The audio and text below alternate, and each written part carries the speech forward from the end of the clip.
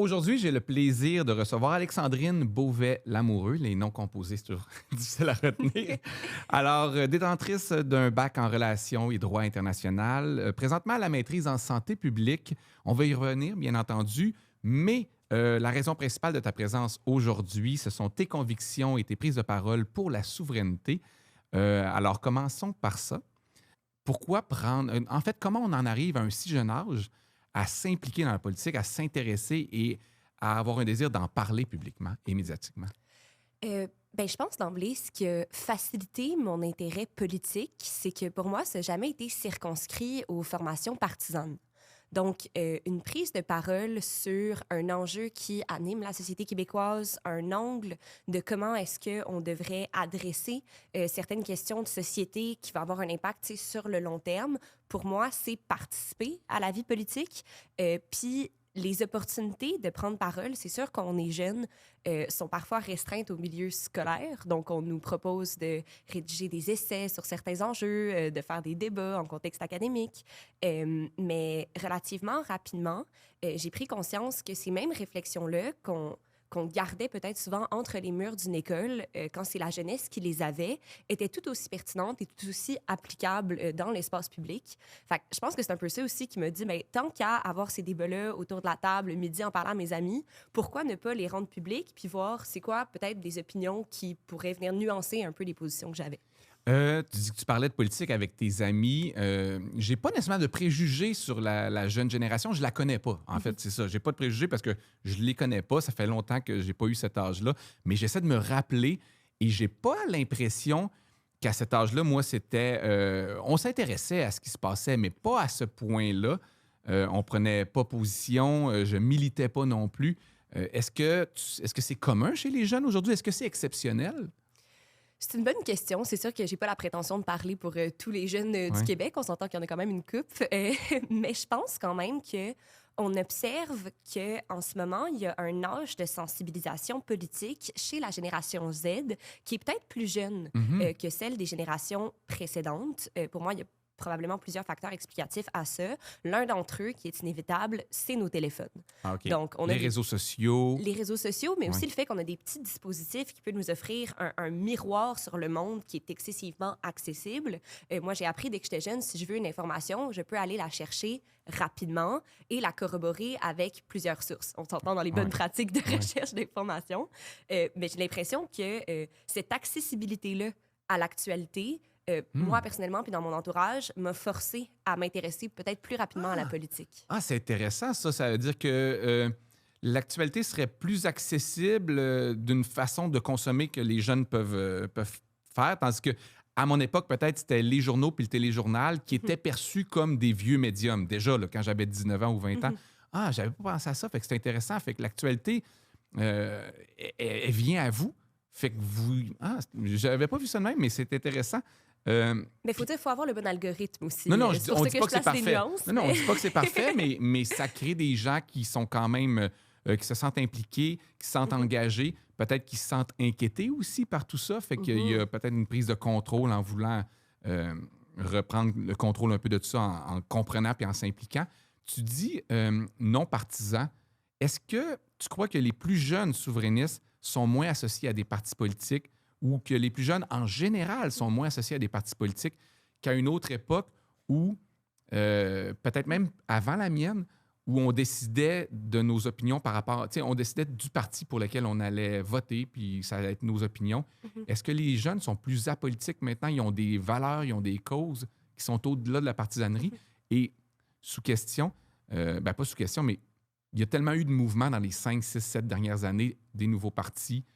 5 partis, mais en ce moment, aux élections, c'est nouveau, ça. T'sais, moi, c'était pas ça quand j'étais plus jeune. Il y en avait 2. On choisissait entre les 2. Fait qu'est-ce que ça joue? Je dirais que les jeunes sont peut-être plus portés à être positionnés sur les enjeux politiques, mais oui, en effet, de manière non partisane. Peut-être une des raisons qui pourrait contribuer à expliquer ça, c'est qu'on on le sait, tu sais, par exemple, il y a la firme de communication Edelman qui produit un baromètre de la confiance annuel. Puis une tangente qu'on observe très clairement, tu sais, dans le secteur de la recherche, c'est qu'il y a une perte de confiance envers les institutions. Pas juste chez la jeune génération, mais ça se manifeste quand même aussi chez les jeunes. Puis je pense que pour beaucoup de personnes de ma génération, donc des personnes qui sont nées après le tournant du 21e siècle, donc qui n'ont jamais connu le fait de vivre dans une année qui commence par un 9. Je suis désolée de le dire de manière très cash comme ça. Mais je pense qu'au Québec, on a eu de la difficulté à avoir des politiciens en position de pouvoir qui inspiraient cette jeunesse-là, puis pour lequel ils ne votaient pas par défaut. Puis ce schéma-là d'avoir compris au fil du temps que, quand je me présente aux urnes, quand je vote, trop souvent, je choisis l'option la moins pire plutôt que celle qui reflète fidèlement mes convictions. C'est peut-être un peu ce qui nous a mené à dire, dans ce cas-là, si on tente de renverser un peu la cadence. Donc, plutôt que de me dire, il y a une formation partisane, je vais m'impliquer à l'intérieur pour essayer de la rapprocher le plus possible de moi, mes convictions, puis de mes positions politiques. Si jamais l'angle que je prenais, c'était de tenter, dans la société civile, de promouvoir mes idées. Donc, de promouvoir, pour moi, comment est-ce qu'on pourrait faire pour aller mieux au Québec, ensemble, c'est quoi certaines dynamiques que je pense qui sont problématiques puis qu'on doit verbaliser pour réussir à adresser, etc. Bien, après, considérant que les partis politiques, quand, veux pas, ils choisissent leur plateforme électorale, ils regardent un peu, qu'est-ce que la société civile pense, qu'est-ce que les sondages me disent, puis après, c'est des directions dans lesquelles ils choisissent d'aller. Il y avait peut-être un peu cette réflexion-là de venir dire, ça va être plus efficace si je mobilise les gens d'abord, puis après que les partis politiques écoutent les gens, plutôt que si ça adonne, si un parti politique qui adonne à avoir les mêmes idées à ce moment-là, je dirais, est-ce que les jeunes sont moins fidèles en politique comme au travail? Tu sais, des fois, on dépeint les plus jeunes comme tous un peu des travailleurs autonomes, ils ne seront pas avec le même employeur, ils savent que ça peut changer. Est-ce que tu penses qu'on voit ça en politique aussi? Bien, c'est sûr que pour se projeter dans l'avenir, pour avoir de la prévisibilité, il faut avoir de la stabilité. Puis en ce moment, le mot stable, je pense pas que c'est comme ça que je qualifierais autant le milieu du travail que l'écosystème politique, peu importe. Donc, je pense que c'est probablement un mécanisme de défense, en fait. Des jeunes qui se disent, si moi, je me fais un plan de match très, très clair sur où est-ce que je me projette dans les 50 prochaines années, alors que le contexte dans lequel je grandis est super instable, c'est moi qui vais perdre au change. Là. Fait que je suis mieux d'être plus agile, plus mobile, d'être capable de m'adapter dans différents contextes. C'est un peu une flexibilité imposée. C'est ça. Mais qui naît aussi d'une insécurité, d'une instabilité. Fait que c'est pas nécessairement...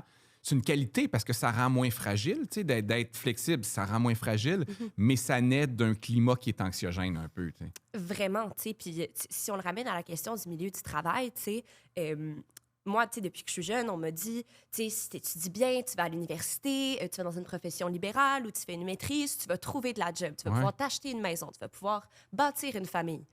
Force est de constater que... Dernièrement, on dit moins ça un peu. Hein? C'est un peu ça, tu sais. Fait que je crois aussi que dans la promesse que le contrat social avait offert aux jeunes historiquement, la génération Z est peut-être un peu déçue de réaliser que leur effort ne risque pas nécessairement d'aboutir à court terme.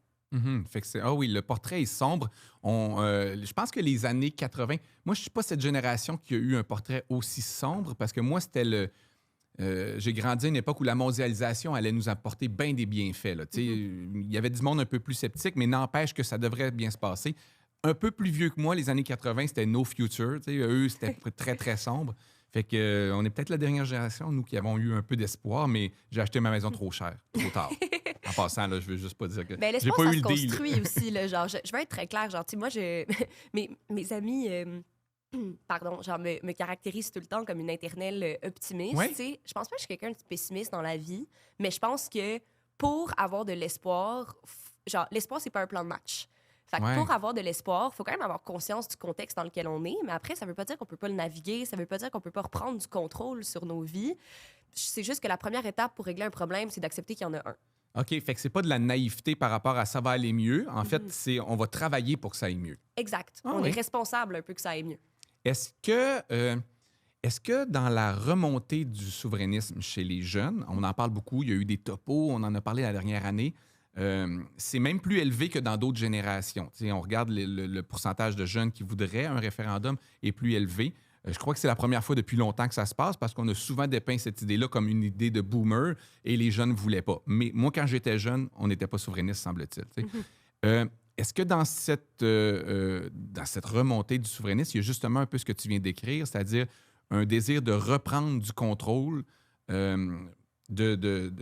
face à cet avenir qui est incertain en se disant, ben garde, on va faire un plus petit pays qu'on va être en mesure peut-être de mieux gérer, de mieux contrôler, d'avoir du pouvoir, d'être plus près du pouvoir aussi, parce que ça, c'est mes dadas à moi, là, mais moi, je trouve qu'il y a un niveau de gouvernement qui est de trop, là, parce que c'est 2 heures de Montréal, Ottawa, mais c'est genre très, très loin dans l'esprit des gens. Fait que c'est difficile d'avoir du contrôle là-dessus.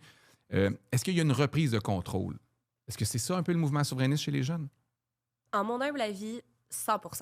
OK. Je pense que les jeunes croient à la plus-value d'un Québec choisi pour lui-même parce que ce serait la plus grande démonstration de décentralisation des pouvoirs qu'ils peuvent voir de leur vivant.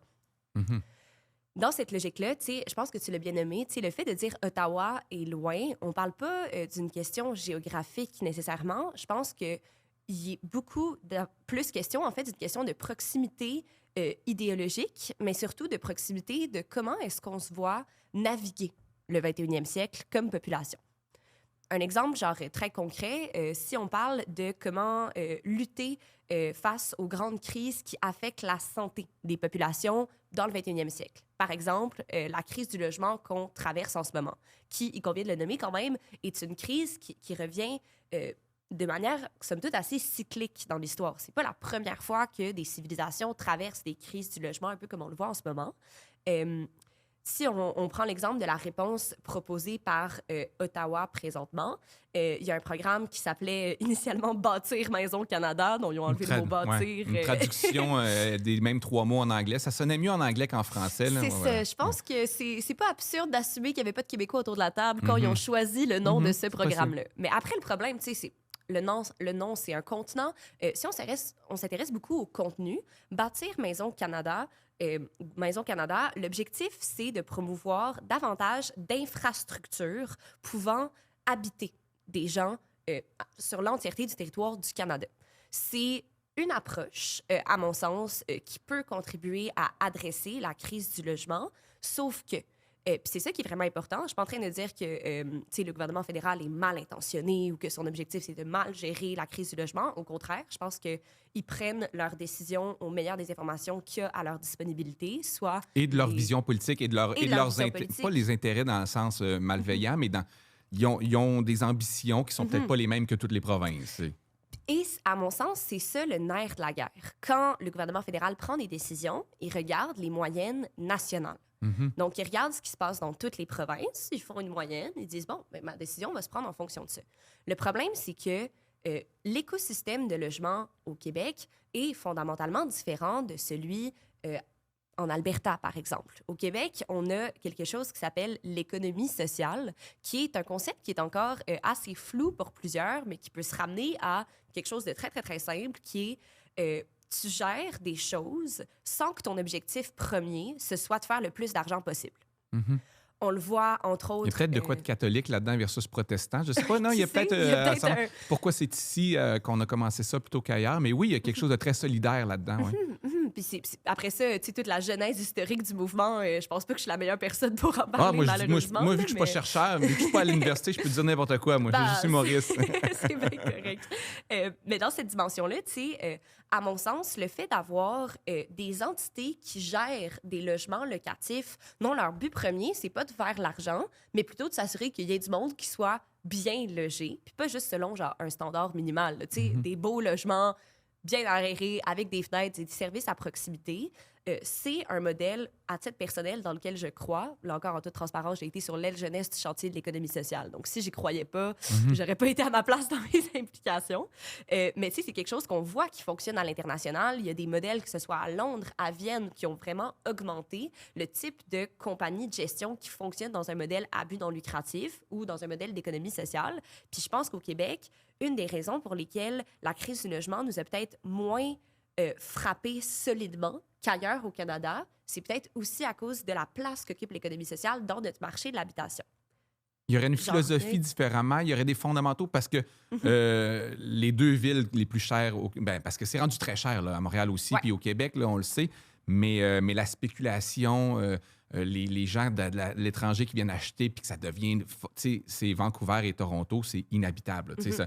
Puis je pense que c'est intéressant de ce que je comprends, de ce que tu me dis, c'est qu'il y aurait pour toi peut-être des frictions entre deux modèles ou entre deux philosophies qui ne sont pas nécessairement, comme on dit, malveillantes du fédéral, Non. mais vu qu'ils sont différentes, ben, qui ne vont pas s'aider. C'est-à-dire que le fédéral voit les choses d'une certaine façon, veut le faire d'une certaine façon, et tu penses que le Québec, même d'aujourd'hui, on n'est même pas en train de parler de partis politiques où, fondamentalement, qu'est-ce qu'on est? Ouais.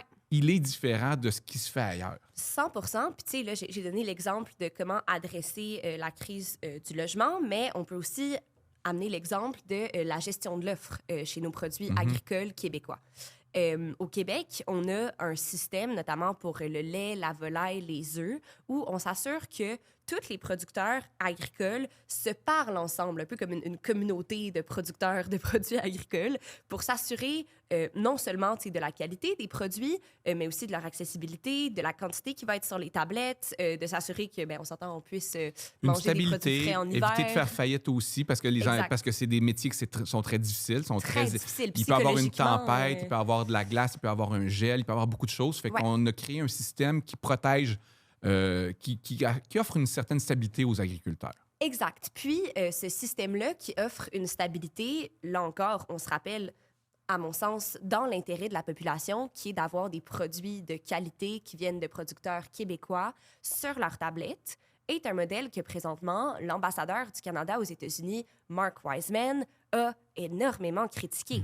En décembre, le gouvernement du Canada a nommé un nouvel ambassadeur aux États-Unis qui s'avère être un ancien dirigeant d'une firme qui s'appelle BlackRock, qui est une firme qui fait de l'investissement immobilier, mais à immense échelle. Je me demande même si ce n'est pas une des plus grandes firmes au monde dans ce secteur-là. Et lui, en 2024, avait fait un éditorial dans le Globe and Mail disant « Ah, la vache sacrée de la gestion de l'œuvre des produits agricoles, moi, j'y crois pas. » Parce que L'enjeu les j'ai États-Unis, ici- parce que je sais que Ouais. les États-Unis n'aiment pas ça parce qu'ils aimeraient venir vendre du lait, du poulet, ils aimeraient rentrer dans le marché. Puis on pourrait débattre à savoir si c'est bien ou pas, ou dans un Québec pays, s'il y aurait ou non l'offre, parce que les gens plus à droite, peut-être que la gestion de l'offre, ils s'y opposent. Exact. Mais c'est quand même un exemple de conflit entre le fédéral et le provincial. C'est-à-dire que pour le moment, il y a deux philosophies différentes. Ça Exact. ne fonctionne pas. L'important à retenir, c'est que l'important, c'est pas de savoir si la gestion de l'offre au Québec est bonne ou pas.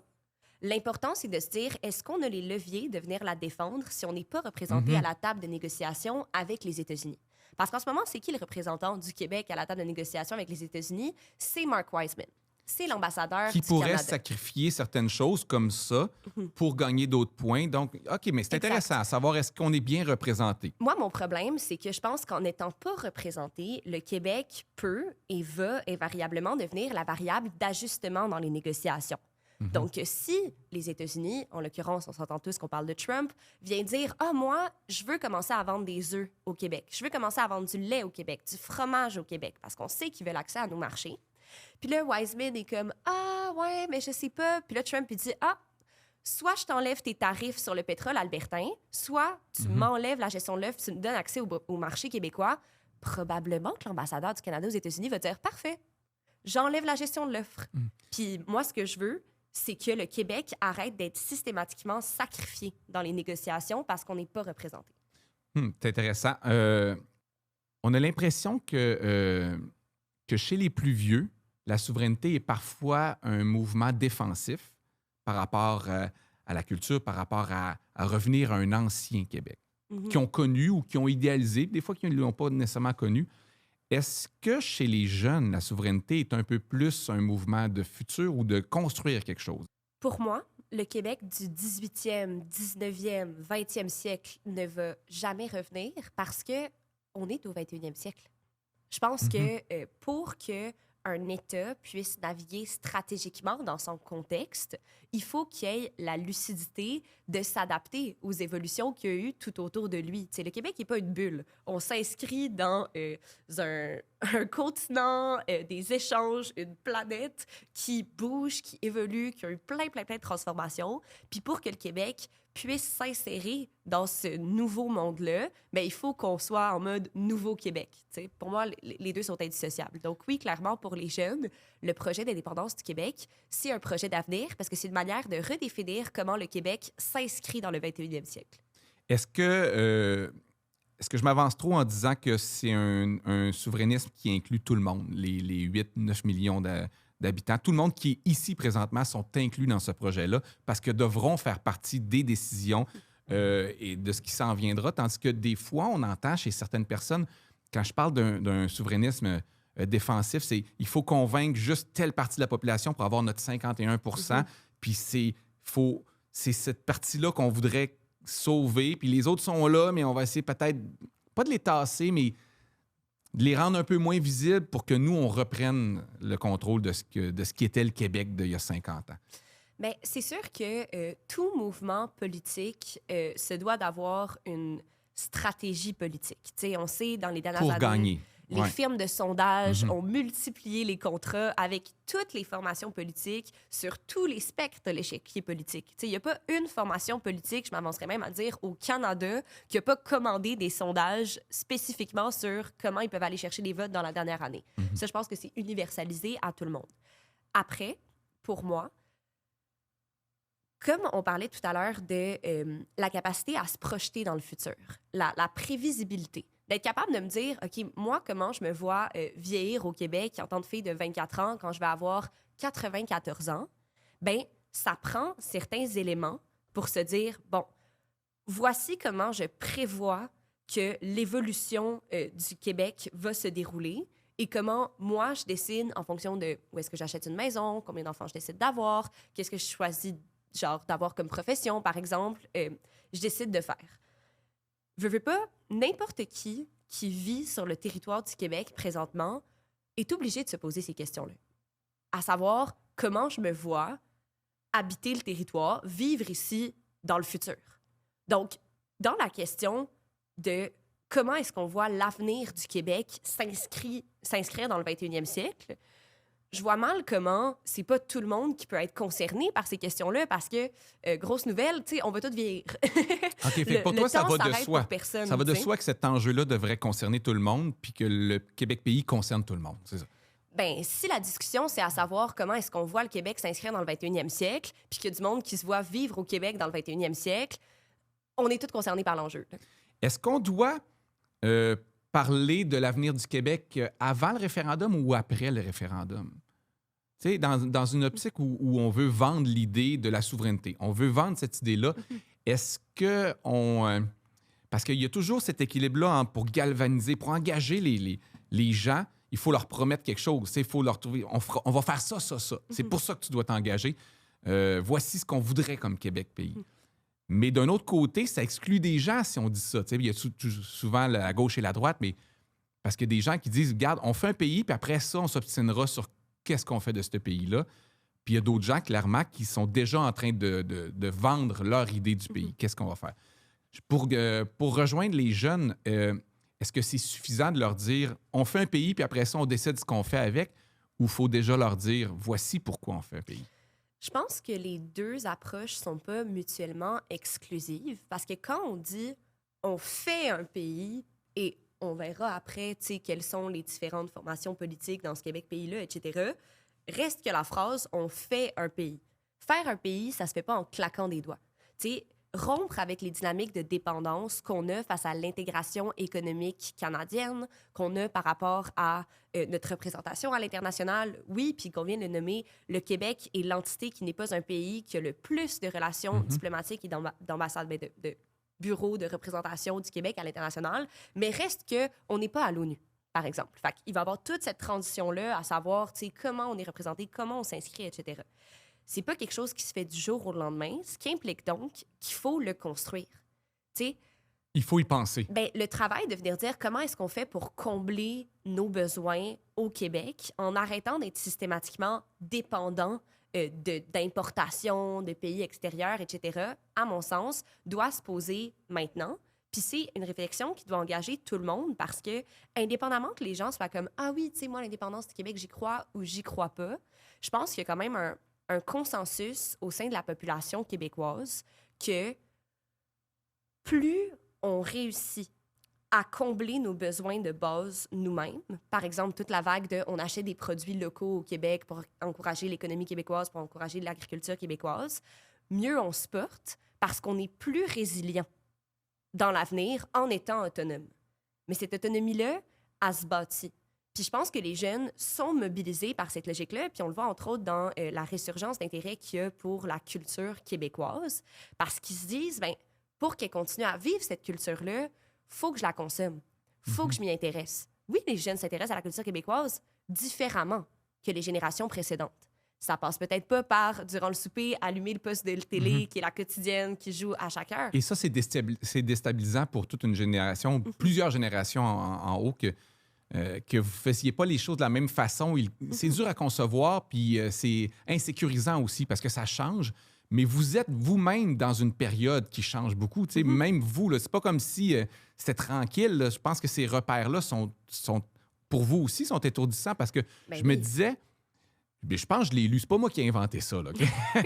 Mais que ma génération a été la génération de l'ouverture. Dans les années 90, le Québec s'est ouvert sur le monde, puis c'était positif de s'ouvrir vers le monde. Puis je pense que ça a eu des bienfaits dans une certaine mesure. Mais culturellement, les cloisons, le bilinguisme, Internet est arrivé, puis on a pu s'ouvrir vers le monde, puis c'était bien, là, c'était le fun. On a été exposé à plein de choses. On a pu exposer nos créations aussi à d'autres gens, puis on a embarqué là-dedans. Puis je pense qu'on s'est peut-être un peu, dans cette volonté d'être citoyen du monde, là, ma génération, on a voulu être citoyen du monde, on est peut-être devenu un peu citoyen du monde, puis on ne sait plus trop on est qui, mais on arrive à vivre avec ça, parce qu'on a grandi là-dedans. Et vous êtes arrivés à un moment, les plus jeunes, où vous arrivez pour faire comme, on est qui, nous? Puis on a besoin peut-être de savoir on est qui, Puis c'est pas de se refermer, là. Moi, je ne l'interprète pas comme une fermeture, c'est juste de... OK, c'est qui ma famille, c'est qui mon quartier, c'est qui ma ville, c'est qui mon pays, c'est, tu sais, tranquillement. Fait qu'est-ce qu'il y a ça un peu dans la jeune génération de se recentrer sur comme, OK, on veut être quelque chose, mais c'est pas en fermeture, c'est pas en opposition aux autres. On veut juste, on est qui? Parce que vous arrivez à un moment dans la culture où moi, tu ouvres la télé, tu ouvres les réseaux sociaux aujourd'hui, puis j'avoue que le Québec, tu te demandes c'est qui, là, tu sais, versus c'était plus évident il y a 20, 30, 40 ans.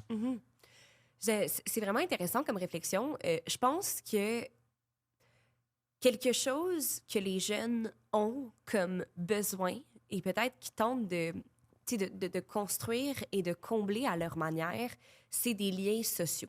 Puis je pense qu'il y a beaucoup qui part de là parce que la définition du « nous » passe d'abord et avant tout par des liens. Pour dire comme, ah oui, justement, tu sais, voici ma gang d'amis, il faut que tu les connaisses, il faut que tu les vois au moins une fois par semaine jouer à Catan ou des jeux de société. Je sais pas trop, mais il faut que vous ayez une interaction. Tout le monde n'aura pas le référent, mais c'est correct. Ça peut être Monopoly, peu importe.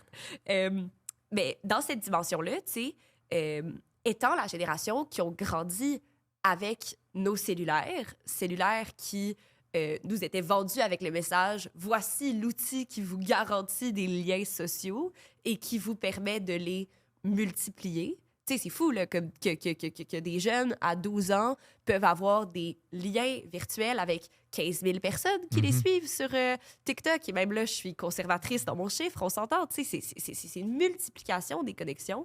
Mais, puis ça, c'est un discours qui revient, tu sais, moi, personnellement, dans mon entourage, peu importe où les gens se positionnent sur l'échiquier politique, ce besoin-là de sentir qu'ils appartiennent à une communauté, à quelque chose, puis qui s'inscrivent dans le monde avec des caractéristiques particulières. Puis ces caractéristiques-là, elles se bâtissent en multipliant les liens sociaux qu'on a entre nous, entre personnes qui vivent sur le territoire du Québec ou entre personnes qui portent aussi un héritage ou un bagage québécois. Que ce soit du monde qui sont venus faire un échange étudiant à Montréal, qui maintenant sont retournés vivre à Paris. Tu sais, moi, j'ai eu la chance de beaucoup voyager. Le nombre de fois que ça m'est arrivé, je suis dans un bar, je parle en québécois, quelqu'un qui vient me voir, « Oh my God, tu viens du Québec? J'ai fait un échange étudiant à Montréal, j'adore le Québec, etc. » Tu sais, c'est ça qui fait nourrir un peu notre unicité. C'est drôle parce que moi, je pense que je suis devenu plus souverainiste en ayant des enfants, mais en déménageant en banlieue aussi. Puis là, je suis sûr qu'il y a des gens qui vont écouter et vont faire comme « What? De quoi tu parles? » Parce que je pense pas que quand j'étais à Montréal, j'avais ce besoin de communauté. Je le sentais pas. Moi, je suis arrivé à Montréal, moi, je viens de région. Puis quand je suis arrivé à Montréal, c'était vivre l'épanouissement de tout faire, d'être ouvert sur le monde, d'être dans une métropole. Puis j'ai aimé ça, cette période-là. Mais pas nécessairement d'enracinement. Tu sais, j'étais Montréalais comme j'étais New-Yorkais, comme j'aurais pu être n'importe quelle grande ville. Puis je l'ai même envisagé à ce moment-là d'aller dans d'autres grandes villes parce que quand j'y allais, je reconnaissais à peu près le même monde, qui allait à peu près dans les mêmes universités, puis ça se ressemblait. Tu sais. Puis en déménageant en banlieue, en apprenant à connaître mes voisins, tu sais, ce que je faisais moins à Montréal, ce qui est déplorable. Là. J'aurais dû le faire, mais je le faisais pas. J'ai appris qui étaient mes voisins, j'ai eu des enfants. Je voulais que mes voisins connaissent mes enfants par désir de sécurité, puis je voulais connaître les enfants des voisins aussi. C'est agréable de savoir qui passe sur la rue. Puis là, tu élargis un peu, puis là, tu apprends à vouloir le mieux pour ton quartier, le mieux pour ta ville et le mieux pour ta province. Puis j'ai vraiment vécu ça dans le sens où ce sentiment de communauté-là et de participer à aller au parc puis rencontrer des gens puis savoir où ils habitent. Ah oui, tu viens de déménager, on peut t'aider, moi te prêter mon échelle. Bien, ça a vraiment stimulé chez moi un désir de communauté que je pense qui s'est transformé en souverainisme dans le sens où ce que j'aimerais que le Québec, tout le monde se sente d'une genre de même famille, qu'on ait plus de référents. On a perdu ça, puis j'en veux pas aux gens, là, j'en veux pas. Puis je parle pas non plus des nouveaux arrivants qui arrivent puis qui n'ont pas écouté La Petite Vie, là. C'est plus large que ça. Mais c'est le fun de se sentir une gang, tu sais. Puis peut-être c'est en vieillissant que c'est nouveau, mais j'ai, moi, ce désir-là qu'on se retrouve un peu puis qu'on sente qu'on a quelque chose de commun, même avec la personne qui n'est pas de la même couleur, qui n'est pas de la même ethnie, pas de la même religion, qu'on fasse comme on est des Québécois. Puis il y a quelque chose là-dedans. Mais fait que moi, c'est ça. Ça part de ma rue. Ça part d'être déménagé sur une rue, d'avoir acheté une maison trop chère il y a quelques années, trop tard. Mais je pense que chez les jeunes, on sent peut-être aussi le désir d'être quelque chose, d'être une gang. Là. Bien, il y a 2 dimensions là-dedans. T'sais, de un, je pense invariablement que le territoire, la manière dont on l'habite, la manière dont on l'occupe est indissociable de notre sentiment de communauté. C'est pour ça que je trouve que l'éveil, genre par élargissement que tu décrivais tantôt, je trouve ça super intéressant. Puis là-dessus, peut-être même que le territoire du Québec peut nous servir dans cette capacité-là de concevoir un nous, dans le sens où, je sais pas comment le nommer autrement, mais il fait fret en hiver. Oui. Genre, il fait vraiment, vraiment, vraiment frais. Particulièrement là, pendant qu'on tourne, là, on est en février, là, grosse période de froid. Vague, je sais pas comment ça s'appelait, là, vague polaire. Ouais, ou quelque vent chose. polaire, je sais pas quoi. On est 9 froid. millions de personnes, puis soyons très cash, là, à vivre dans des conditions inhumaines. Genre, tu ne peux pas survivre dehors à moins 30, point, là. Peu importe à quel point tu as fait des push-ups, genre. Fait que, dans ce contexte-là, tu sais, au même titre, je sais pas, comme, tu sais, quand t'as froid, genre, tu sais, tu te sers puis tu te réunis, tu sais, je pense qu'il y a quelque chose là-dedans qu'il faut qu'on encourage puis qu'on cultive dans comment est-ce qu'on prend soin les uns des autres face à l'adversité du climat. Ce qui m'amène à mon deuxième point, en fait, le prendre soin des uns des autres, qui est, pour avoir des liens sociaux, faut avoir le temps d'en cultiver, puis faut aller bien. Il y a beaucoup de discussions présentement dans le fait de tu sais, on veut avoir un village autour de nous, mais pour être un village, il faut être un villageois. Si tu veux une communauté qui lève la main quand tu vas pas bien et tu as besoin d'aide, il faut toi aussi que tu fasses cet exercice-là, etc. T'sais. Mais en ce moment, force est de constater que dans la situation économique dans laquelle on est, il y a énormément de personnes qui ne vont pas bien. Puis si, peut-être, ils s'inscrivent pas dans cette toile d'araignée de liens sociaux-là, c'est peut-être parce que l'entièreté de leur espace mental, de leur temps, de leur économie passe dans simplement combler leurs besoins de base. Puis ça fait partie du problème. Est-ce que tu crois que cette solidarité-là, se sentir proche de son voisin, de vouloir aider, je pense que j'ai la réponse un peu, mais est-ce que les plus petits États ont plus de facilité à créer une solidarité sociale? Puis là encore, c'est pas en opposition au Canada, c'est pas en opposition à l'Alberta ou à la Colombie-Britannique. Moi, personnellement, ma posture est vraiment pas anti-canadienne. Ma posture est vraiment de l'idée de plus petit, on se côtoie plus, on se rencontre plus, on a l'impression de se connaître plus, puis on s'entraide plus. Je pense que les petits États ont plus de facilité à se sentir responsables du bien-être les uns et des autres. Puis cette notion-là de responsabilité, je pense que ça fait partie de ce que les jeunes cherchent en voulant prendre position sur des enjeux politiques, parce qu'on voit tellement de choses absurdes défiler à la chaîne sur notre téléphone que être en mesure de composer avec ce sentiment d'impuissance-là, c'est extrêmement difficile. Donc, vers quoi on se ramène? On se ramène sur, ben, moi, je suis responsable du bien-être de qui, de quoi, pourquoi et comment je peux faire pour essayer d'aider et faire en sorte que les gens aiment mieux. Tu sais, si je fais un parallèle, tu sais, moi, personnellement, directement, tu sais, mon sujet de maîtrise, en fait, porte sur la résilience du filet social pour les personnes en situation d'itinérance qui consomment des drogues injectables de 50 ans et plus. Classique sujet de maîtrise. Très précis. Hyper spécifique, là, on s'entend, on réinvente pas les maîtrises. Mais un truc intéressant que j'ai pu explorer, c'est cette définition-là du filet social. Un filet social, c'est à la fois les gens autour de toi. T'sais, moi, personnellement, mon filet social, c'est ma famille, mes parents, ma sœur, mes amis, mon chum, la famille de mon chum, des personnes que j'ai réussi à croiser, qui sont devenus des mentors un peu pour moi, qui sont là pour m'aider. Ça, c'est une partie intégrante de mon filet social parce que si demain matin, je me fais évincer, je peux aller dormir chez ma tante. Il y a une chambre chez mes parents qui est disponible pour moi. Je peux peut-être même aller dormir chez la famille à mon chum si je veux. Tu sais, j'ai un entourage qui est disponible. L'enjeu, c'est qu'il y a beaucoup de personnes qui n'ont pas cette chance-là. Puis je l'appelle une chance parce que, tu sais, là, les éléments que j'ai nommés, c'est ma famille, etc., j'ai pas choisi de bâtir ces relations-là. Je suis née avec. J'ai eu ce privilège-là. À l'inverse, une autre dimension du filet social, qui est le filet social dit plus formel, c'est les services publics. C'est des logements abordables si jamais tu te fais évincer pour pas que tu te trouves à la rue. C'est des paniers alimentaires pour si jamais ton budget est vraiment serré pour ce mois-ci, que tu puisses t'alimenter. Dans cette conjoncture-là, ce qu'on réalise présentement, c'est qu'il y a énormément de personnes qui ont besoin du filet social formel au fur et à mesure que les choses et que l'économie va moins bien parce que les gens de leur filet social formel, le monde autour d'eux, sont peut-être moins capables de les aider parce qu'ils ont moins de marge de manœuvre aussi. Fait que cette question-là, qui pour moi est fondamentale dans la construction d'un pays, qui est comment on fait pour prendre soin des gens si le monde immédiatement autour d'eux ne peuvent pas le faire, ou si ces gens-là n'ont pas de monde immédiatement autour d'eux. Je pense par exemple aux enfants qui sont passés par la DPJ, en centre d'hébergement jeunesse, qui sont vraiment surreprésentés chez la population itinérante. Tu sais, il y a une logique, là. Quand tu n'as pas de famille pour t'héberger, si tu perds ton logement, tu as une chance. Après ça, tu es à la rue. Fait comment on fait pour bâtir des étapes pour tenter de protéger les gens plutôt qu'une fois qu'il y a une situation intense qui arrive, ben ça se renverse. Qu'il n'y ait pas de chance. C'est ça, dans l'itinérance. Je ne sais pas si c'est clair ce que j'essaie de dire. Oui, tout à fait. Mais... Puis est-ce que pour toi, ben justement, les plus petits États, si on en était un, on aurait...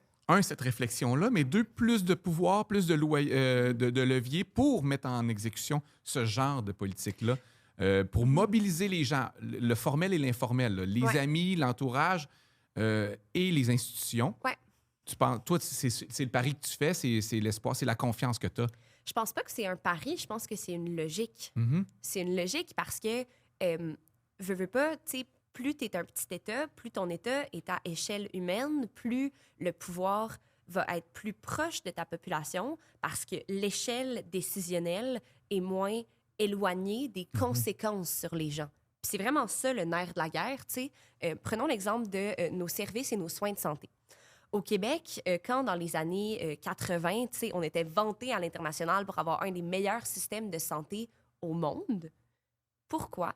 C'est parce qu'on avait un modèle qui s'appelle les CLSC, présentement, là, que je pense qu'ils ont été intégrés au CIUS, peu importe. Là, mais ce modèle-là, d'avoir des cliniques qui offrent des services de proximité, qui sont pratiquement indépendants dans la gestion de leur budget et de leurs embauches. Donc, ils peuvent dire, « Hey, si moi, dans le quartier où le CLSC est installé, il y a vraiment des personnes qui ont besoin d'un physiothérapeute. Ben, on va aller embaucher un physiothérapeute parce que c'est ça dont les gens ont besoin. » Ça offre de la flexibilité pour mieux répondre aux besoins de la population. C'est ça qu'on veut dire par décentralisation.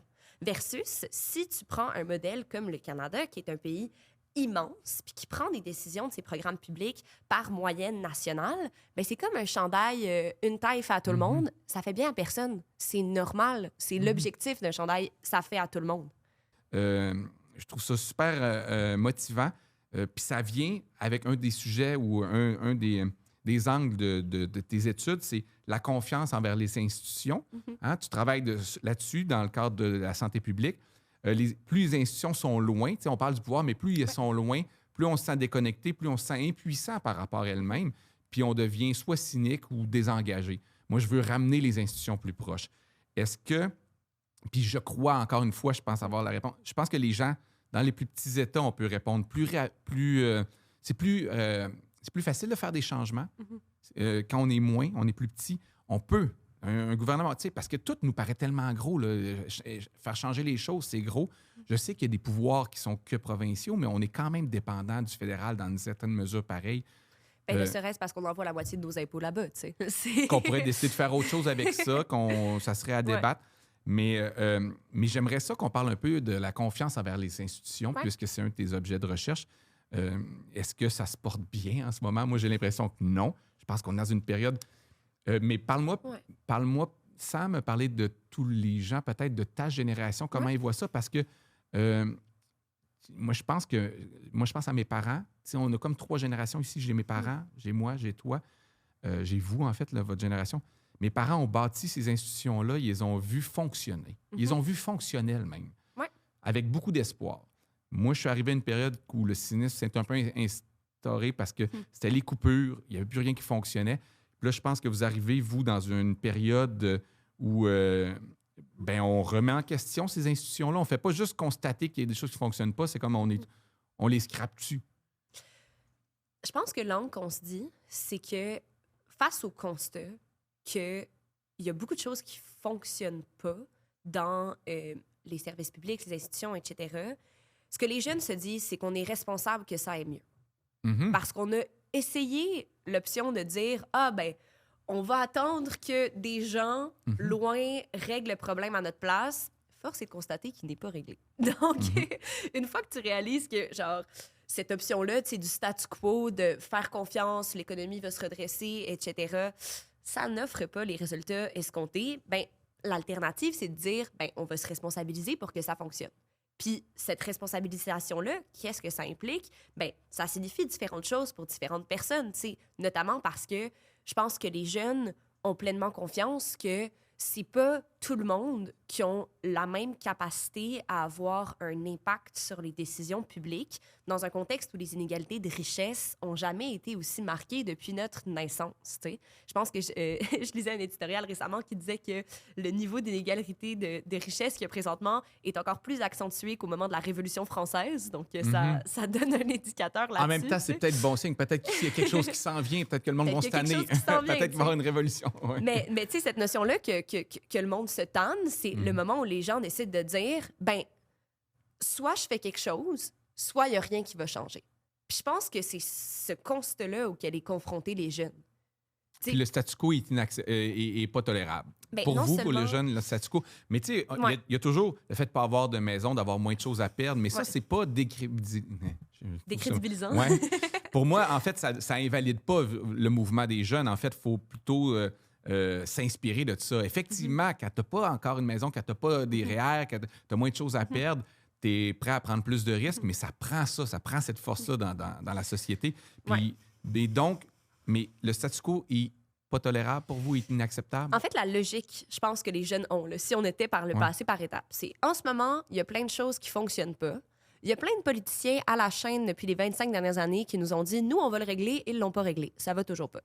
Face à ce constat-là, on se dit « Bon, on peut pas s'attendre à ce que d'autres personnes règlent le problème à notre place. On se responsabilise, on veut avoir un impact, on veut influencer la direction dans laquelle le Québec choisit de s'inscrire dans le 21e siècle, choisit d'offrir ses services publics, choisit de garantir une qualité de vie à la population qui vit sur son territoire. » On regarde le modèle qu'on a en ce moment.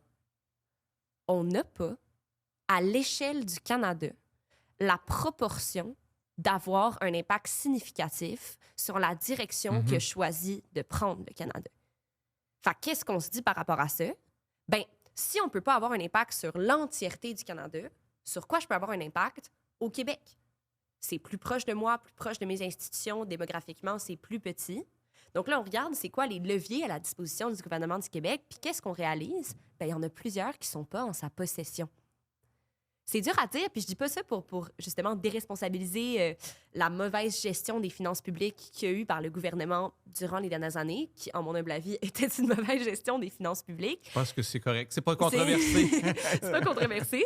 Je dis plus que, tu sais, les champs de compétences provinciaux, comme la santé, comme l'éducation, sont des trucs tellement importants pour la qualité de vie de la population que juste dans la gestion de l'argent de nos impôts, le gouvernement du Canada réalise que la santé puis l'éducation, c'est beaucoup plus important que ce que les gouvernements des provinces reçoivent comme part des impôts.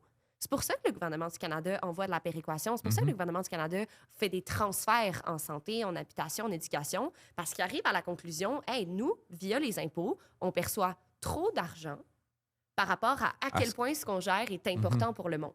Mais le truc, c'est qu'ils ne nous le redonnent pas comme nous, on aimerait le recevoir. Ils leur donnent comme eux, ils aimeraient le recevoir. Puis ça, c'est des programmes avec qui des correspondent conditions. Puis encore là, on dit c'est pas nécessairement malveillant, mais c'est pas votre business. À la limite, moi, je me dis, si c'est ça vraiment leur deal, ben, baissez vos impôts puis laissez-nous en plus. On va gérer ça. Mais les transferts, à mes yeux, c'est scandaleux. Ou faisons une déclaration d'imposition unique.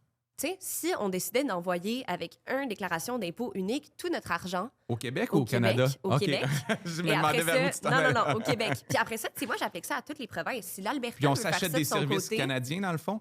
on choisit On s'achète la proportion qu'on envoie en fonction que le gouvernement du Canada a besoin pour ses services. Mettons, Post Canada. Je sais pas si vous avez vu un camion Post Canada dans la rue récemment. Moi, j'en vois plus beaucoup. C'est le Canada qui se retrouverait à quêter ou à devoir nous démontrer nous convaincre. en quoi est-ce que ça vaut la peine qu'on leur envoie notre argent. J'ai besoin de F-35, s'il vous plaît. Puis on fait, OK, tiens, un chèque, on y envoie un peu d'argent. On veut subventionner des guerres à l'international. S'il vous plaît, donnez-nous de l'argent pour ça. Hey, wow! S'il devait justifier ses dépenses, ça serait moins catchy un peu. Ça serait plus difficile à convaincre. Je pense qu'on est rendu là. Oui, mais ça pourrait être quelque chose qui pourrait exister. mais ça démontrerait, en fait, le fait qu'on n'est pas nécessairement d'accord avec des décisions qui sont prises là-bas. Puis ça nous permettrait aussi de conditionner la manière dont on s'inscrit dans la gestion économique de notre territoire. En ce moment, on subit, on ne choisit pas. Puis je pense que c'est un des aspects qui correspond vraiment au nerf de la guerre, de la frustration que ressentent les jeunes dans le statu quo présentement, qui est au lendemain des derniers référendums, ce qui est à peu près les moments où on est né, tu sais, l'engagement, en fait, qui a été pris de la part du Canada envers le Québec, c'est « faites-nous confiance, ça va bien aller, le statu quo va vous permettre d'avoir une qualité de vie. » On va s'améliorer. On a compris, on a appris. Moi, depuis mon vivant, cette promesse-là n'a jamais été remplie. Mais il y a de quoi de structurel là-dedans. Hein? J'en reviens à dire, c'est pas nécessairement... il y en a des malveillants. Ça existe aussi. Il y a des gens malveillants. Mais partout. C'est ça. Mais structurellement, il y a des problèmes puis il y a des conflits qui sont difficiles à régler. Ouais. Quand il y a des intérêts différents. C'est juste des intérêts différents. Quand on construit... on peut être amis, là. Mais... On peut être amis, oui, c'est ça. Ben oui. Ben on n'aura pas le choix, en fait. Ben oui. Puis ça, d'ailleurs, je pense qu'il faut le dire aux gens qui... pour rassurer des gens aussi qui ont peur. Là, l'idée, c'est pas de couper les liens totalement, là, puis de se faire la guerre. Je pense qu'on peut avoir une très belle relation encore. T'as-tu voyagé dans le Canada? Toronto seulement. C'est tout, OK. Oui, je suis allée en Ontario, Ottawa aussi, mais pas de l'autre bord. J'ai eu la chance de voyager dans le cadre de mon métier. Puis je dis la chance parce que c'est quand même le fun de voyager en général. Je suis allé partout dans le Québec. Moi, je trouve que c'est un grand privilège que j'ai eu de ça. Là. J'ai visité la majorité des villes du Québec. Fait que je suis pas l'animateur de Radio-Canada qui est jamais sorti de la Grande Tour. Là. Je l'ai vu, mon Québec. Moi, je connais les gens, je les ai vus en vrai. Là, tu sonnes comme un politicien. Là, je connais les gens du Québec. Le vrai monde. Ouais, non, mais... oui, c'est vrai. Oh my God, je sonne comme Drainville en ce moment. Mais non, c'est parce que j'ai trouvé ça... c'est une expérience dans laquelle j'ai grandi, d'aller voir des gens un peu partout puis de connaître un peu plus leur réalité. Puis ça me déconnecte un peu du plateau Montréal, même si j'habite plus là, mais j'ai déjà habité plusieurs années. C'est le fun, le plateau, par contre, faut le dire. Oui, c'est le fun, mais c'est le fun d'aller voir la réalité des gens aussi. 100%. Puis des fois, on débatte des affaires puis on discute des affaires parce qu'en humour, tu essaies de créer de quoi qui va rejoindre les gens, tu sais. Puis des fois, t'écris des numéros à Montréal, tu les pratiques à Montréal, puis ça fait rire le monde. Puis là, t'arrives en région, puis ils font comme « Mais de quoi tu parles? » Tu fais « Vous parlez pas de ça chaque jour, vous autres? » C'est bien de sortir un peu de ça. J'ai fait de l'impro, je me rappelle les matchs qu'on jouait, mettons, avec dans les écoles de banlieue, versus ici. Mais ça pour dire que moi, je suis allé dans le Canada. J'ai eu la chance d'aller... j'étais allé en Alberta, j'étais allé en Ontario, j'étais allé dans les Maritimes aussi. J'ai fait des spectacles, j'étais allé pour d'autres occasions aussi. Puis, je tiens juste à dire que ça existe le Québec bashing, ça existe des gens, des bigotes, il y en a partout. Là, il y en a même au Québec qui accueillent mal les Ontariens, disons. Là. Mais j'ai été bien accueilli partout. Il y avait du bon monde partout. Là, c'était le fun. Fait que c'est pas contre eux. Ces gens-là, j'ai hâte de les avoir comme voisins puis qu'on entretienne des beaux rapports avec nos voisins, mais des voisins. C'est ça, j'ai hâte qu'on soit voisins. Ben, tu sais, moi, je trouve un parallèle que je trouve amusant dans une perspective jeune. Là. Je dis perspective jeune, ben, c'est pas vrai. Il y a des vieux qui ont des colocataires aussi, là, mais tu sais, le stéréotype de la colocation étudiante, là, c'est exactement comme si tu as une personne avec qui tu as commencé à vivre en colocation. C'est une personne que tu apprécies, que tu trouves géniale, mais tu réalises qu'il y a des incompatibilités dans votre gestion de votre maison. Il y en a qui font plus le ménage que d'autres. Il y en a qui mangent de la viande, d'autres pas. Il y en a qui adorent ça avoir des plantes. Les autres aiment plus ouvrir les fenêtres l'hiver. Fait que, il y a juste certains aspects qui sont irréconciliables. Donc, à un moment donné, la décision se prend. On va arrêter d'être colocataire, mais on va continuer à être amis. On va être des meilleurs amis. On va se voir moins souvent que si on vit tous les jours ensemble. Mais peut-être que quand on va se voir, ça va être du temps de qualité. Super. Fait qu'on on va peut-être fêter le 1er juillet si on se sépare. Si on se déménage pas. Ouais. Mais... la confiance envers les institutions, c'est quelque chose qui me rejoint beaucoup parce que je juge ça important, puis dans une certaine mesure, je les aime, pas comme ils sont en ce moment, mais j'aime qu'il y ait des institutions. Moi, ça fait partie... C'est vraiment important. Oui, puis je pense que c'est important pour le bien-être des gens puis pour qu'un pays aille bien. Si on construit un pays, comment on s'assure que les gens aient cette confiance-là? Comment ça se bâtit, ce lien-là? Est-ce que ça aide à le rebâtir? Est-ce qu'on peut faire de nouvelles promesses? Est-ce qu'on fait participer les gens à la construction ou à la décision de ces institutions-là? Moi, je pense qu'on n'a pas le choix. Je pense qu'on n'a pas le choix parce que en santé publique, il y a un principe qui vient d'une discipline qui s'appelle du marketing social. Le marketing social, c'est que tu prends un peu les approches comme de marketing, un peu traditionnel pour vendre des choses, etc., mais tu l'appliques à une volonté de changement social. Par exemple, des campagnes de publicité pour faire en sorte que les gens arrêtent de fumer, c'est du marketing social. OK. Un des points principaux du marketing social, c'est le principe que l'information à elle seule n'est pas suffisante pour faire changer un comportement. À mon grand désarroi. Au grand désarroi, moi, des stats, là, mais j'ai appris, je suis vieux, là, j'ai 43 ans, ça m'a pris, je pense que c'est l'année passée que j'ai compris que j'allais jamais convaincre personne avec des stats, puis ça a été très long. Mais un gros deuil. C'est dur à accepter, mais tu sais, on le sait tous que fumer de la cigarette, ça donne le cancer. Il y a du monde qui fume pareil. L'humain est complexe, puis il faut l'accepter. Puis effectivement. Exactement. Donc, à la question, tu sais, comment tu changes un comportement? Pour moi, tu sais, il y a différentes manières. Tu sais, il y a le fait de, premièrement, mieux comprendre la personne à qui tu t'adresses. C'est quoi ses besoins? C'est quoi ses attentes? Comment est-ce que cette personne-là se voit projeter dans le futur, dans 10, 20, 30, 50 ans? Puis après avoir mieux compris à qui tu t'adresses, puis c'est quoi que cette personne-là a comme aspiration, là, je pense qu'il y a un dialogue qui peut s'enclencher. Puis là, je pense qu'on peut réellement les inclure dans le processus. Parce que si, justement, tu arrives avec un projet d'institution déjà tout construit, mettons que j'arrivais puis je disais, dans un Québec indépendant, les écoles seraient gérées de telle manière, on ferait fonctionner les cégeps comme ça, il y aurait exactement tel truc, tel truc. Puis je dis au monde, qu'est-ce que vous en pensez? Bien, ces gens-là observent. Ces gens-là peuvent dire oui, non, je sais pas, mais ils sont extérieurs. Il est déjà trop tard dans le processus. De construction. OK, on les a intégrés trop tard. Okay. Versus, si tu y vas dans un angle où tu dis, bien, selon vous, à quoi devraient ressembler des institutions qui seraient gérées au Québec? OK. Qu'est-ce qui est important? Est-ce que ce qui est important, c'est la qualité de l'éducation, dans le sens où revoir des programmes pour s'assurer qu'ils soient le plus rigoureux possible pour qu'on performe encore mieux dans les grands tests internationaux en éducation, ce qui, soit dit en passant, est quand même une réussite qui existe toujours au Québec. Là, on performe très, très, très bien en sciences et en mathématiques sur les tests internationaux. Est-ce que l'important, ce serait d'avoir des lunchs le midi dans les écoles, justement, sachant qu'on travaille de l'insécurité alimentaire? C'est quoi l'ambition du système scolaire? Exact. C'est ça, on leur demande, c'est quoi l'ambition? Est-ce que c'est de créer des gens éduqués? Est-ce que c'est de créer des gens performants? Est-ce que c'est de réduire les inégalités? Il y a plein de choses, mais c'est intéressant Exact, de savoir. parce qu'une institution est d'abord et avant tout gérée, normalement, si c'est bien fait, d'après sa mission. Donc, quand, par exemple, une personne est à la tête du ministère de l'Éducation ou quand une personne devient directrice d'une école, qu'est-ce qu'elle fait? Elle regarde, bien, c'est quoi la mission éducative de l'école? C'est quoi la mission qu'on donne à cette institution-là?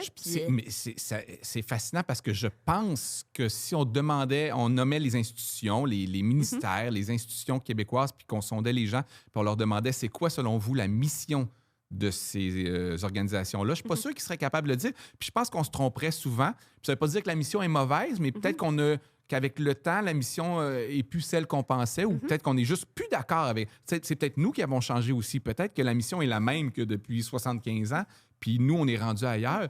C'est intéressant de se redemander qu'est-ce qu'on veut. Puis ça évolue, une mission, puis surtout, ça a différentes manières de se mettre en application. Je vais donner un exemple, très personnel parce que c'est quelque chose auquel j'ai été confrontée. Moi, durant mon bac, je travaillais au tribunal administratif du logement. Donc, il faut savoir que dans différents tribunaux, tribunaux au Québec, dans différentes institutions publiques, ministères, etc., il y a beaucoup d'employés étudiants. Ah oui, OK, je savais pas. Oui. Je tiens à reconnaître la contribution des étudiants dans nos institutions publiques parce que... C'est des stages payés ou c'est des employés ou c'est quoi? C'est ce qu'on appelle des emplois étudiants. Donc, très souvent, tu as un maximum d'heures par semaine. Moi, c'était travailler dans un couche-tard, là, fait que j'ai pas fait la même emploi étudiant. Maintenant, je te dirais, c'est... Oui. Okay. Là, puis j'ai beaucoup d'amis qui sont sur ces contrats-là. Des bonnes jobs étudiants. Maximum 14 heures par semaine. Tu as des postes spécifiques pour les étudiants, mais il y a beaucoup de nos services publics puis de nos ministères qui roulent grâce à la contribution étudiante. Fait que je pense que ça vaut la peine de le nommer. Quand même, je vais prêcher pour ma génération. Après, moi, quand j'étais au tribunal administratif du logement, à un moment donné, j'ai fait l'exercice justement d'aller voir c'était quoi la mission du TAL. Là, tu vas me dire, j'ai des mauvaises lectures de chevet, peut-être, mais... C'est quelque part dans une voûte dans le sous-sol, genre? Il y a comme si tu la mission, genre... Non, mais généralement, c'est tout disponible en ligne. C'est ça la beauté d'être né à l'Internet. T'apprends à faire un contrôle F puis à trouver ce que tu veux dans des documents, tu sais. Donc, dans ce contexte-là, je suis allée voir, puis un des éléments de la mission du tribunal administratif du logement, c'était de faire de la vulgarisation juridique en droit du logement.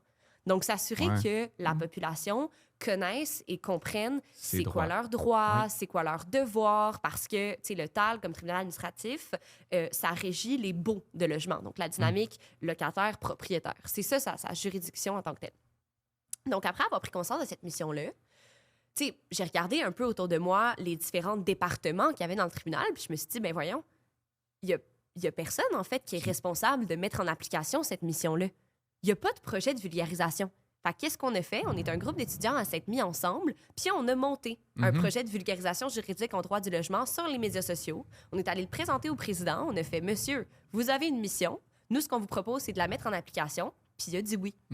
Il a dit oui parce que, comme président, sa job, c'est de regarder la mission du TAL puis s'assurer que l'institution la respecte. Puis je pense que si on multipliait un peu ce type d'approche-là, de venir dire, ben non seulement tu te dotes d'une mission qui vise à améliorer la qualité de vie du monde au Québec, mais après ça, tu fais l'exercice de t'assurer qu'elle est bien mise en application, les choses iraient peut-être un peu mieux. Fait que puis on comprend que des fois, en période de restriction budgétaire, en période de manque de ressources, parce que les besoins sont illimités, les ressources pas toujours, tu sais, c'est là que des fois, il s'est perdu un peu, des fois, certaines missions dans nos organismes qui pensaient, ben ça, on n'a plus besoin ou on remettra ça plus tard, mais je pense que parfois, avec le temps, on réalise que non, c'était important, puis peut-être qu'il faudrait le ramener. Donc, dans cette perte de confiance envers les institutions, il y a peut-être une part d'inefficacité. Il y a peut-être aussi, il y a eu de la corruption. Il y a eu bien des choses qui s'est passées, mais il y a peut-être plusieurs institutions qui ont oublié leur mission, tu sais. Qui ne l'appliquent plus comme elles pensaient, mais qui sont des gens bienveillants, des gens, des fois, qui sont dans l'action. Tu sais, ma blonde travaille dans le système de santé.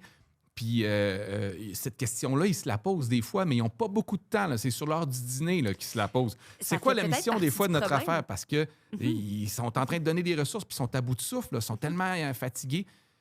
Mais des fois, tu te retrouves que tranquillement, pas vite, tu as dérapé, puis après 10 ans, tu fais comme, on fait plus ce qu'on est supposé de faire. Là. Mais c'est intéressant ce que tu dis, le fait que ces discussions-là, ils finissent par avoir lieu le midi ou sur le temps libre des gens, parce que en pratique, c'est vraiment ça. je pense que un des points qui pourrait vraiment aider à améliorer la relation de confiance entre la population du Québec et les institutions, c'est le fait de donner de la valeur à ce qu'on appelle du pré-développement. Fait que le pré-développement, c'est le moment où tu réfléchis à c'est quoi la solution que tu vas apporter. Parce que si ce qu'on subventionne, c'est juste le moment où tu as l'idée de la solution puis tu la mets en application, peut-être ta solution, elle va pas être géniale parce que tu n'auras pas eu le temps de la développer adéquatement. Il doit tellement avoir de gens dans la fonction publique, parce que moi, je suis pas un détracteur de la fonction publique. Là. Ben oui, je chiale beaucoup, mais j'ai beaucoup d'amis dans la fonction publique. Puis je sais comment c'est des gens talentueux, travaillants et tout. Là. Il y en a des paresseux. Mais je sais qu'il y a des gens vraiment qui mettent leur cœur et qui travaillent fort. Mais ce qu'on vient de décrire, là, d'avoir du temps, ils doivent faire comme J'aimerais ça. Ah oui, c'est ça. Non, mais ça convient à se poser la question. Qui, au Québec, en date d'aujourd'hui, est payé dans son 9 à 5 pour réfléchir à comment faire pour aller mieux ensemble? Pas grand monde. Mais c'est pour ça que moi, je vois dans... Je synthétise un peu, mais je vois dans la souveraineté une occasion qui est rare. On a rarement le temps de ça dans la vie, là, dans une société, de réfléchir à tout ça. C'est un électrochoc qui pourrait nous permettre de réfléchir, de faire peut-être reboot certaines affaires, peut-être continuer certaines affaires, mais une occasion, un momentum, un engagement de tout le monde pour refaire des choses.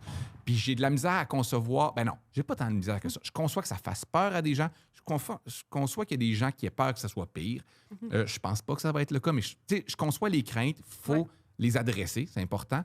Mais je pense que on manque de gens dans les médias ou dans le politique. Dans les médias, on n'en manque pas tant que ça parce que je pense qu'il y a une souveraineté positive qui est mise de l'avant dans les intervenants. Mais dans le politique, quand la partisanerie rentre, quand le besoin d'être réélu ou d'être élu embarque, il y a après ça du clientélisme, ça devient plus difficile, mais il manque de gens inspirants, je trouve. Je ne sais pas si tu fais ce constat-là, de la façon dont on en parle. Peut-être que tu es dans des milieux souverainistes qui sont plus proactifs puis plus...